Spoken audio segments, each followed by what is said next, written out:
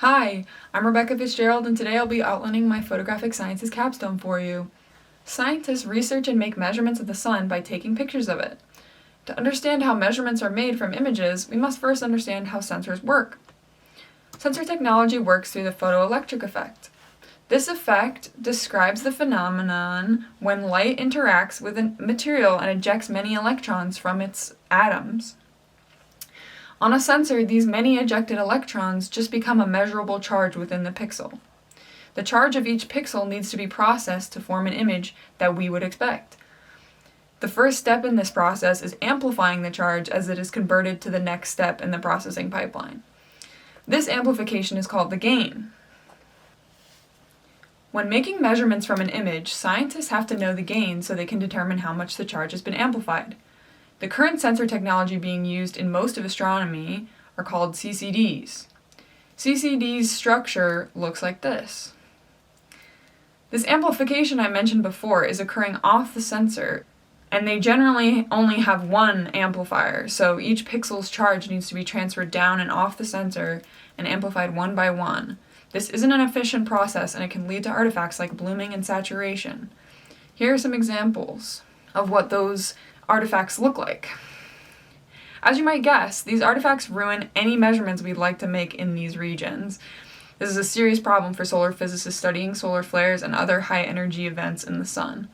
To solve this problem, we look toward a more common and faster sensor type called CMOS.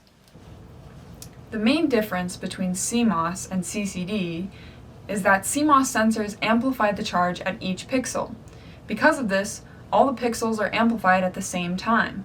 This allows CMOS to have faster readout rates, anti-blooming architecture, and higher dynamic range than CCD sensors. But because there is a charge amplifier at each pixel, there is no single defined gain for CMOS sensors. This means we must find the gain of each amplifier in a CMOS sensor to use these sensors for scientific measurement. This is the main goal of my project. To find the gain of each pixel, we first looked at how to find the gain of a CCD. Then we looked at the basic frameworks for CCDs and applied it to each pixel of a CMOS. I wrote a Python script that simulates a sensor getting hit by photons over a period of time and the sensor's resulting charge output. I then put the output of the pixels into a histogram. When enough photon hits are recorded, we can fit a curve to this histogram, and the curve will tell us the gain of the pixel.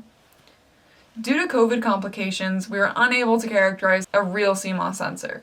But we did find the required number of light particles, number of exposures, and level of noise that we need to characterize a sensor when the labs reopen.